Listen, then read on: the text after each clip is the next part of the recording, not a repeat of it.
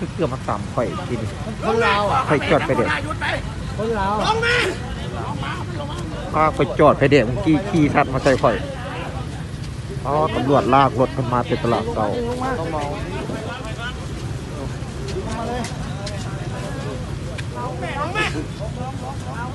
อ๋อต่ำบ่เบ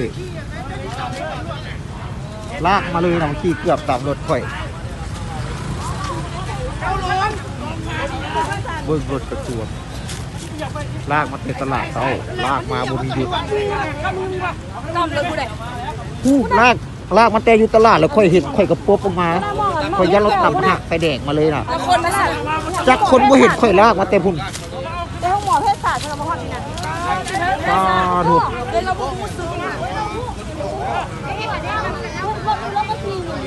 โอ้แล้วคนรอดซีนบ่ หาคนตกแต่โดนแล้วนะ ใครแน่คนตกจะโดดค่อยเห็นลากมาพุ่น ล่ามมันจะทำของเฮียนแทนคุณนะ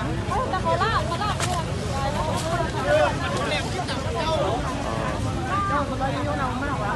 ผู้ขับกันแม่นผู้ขับกันแม่นตำรวจอีก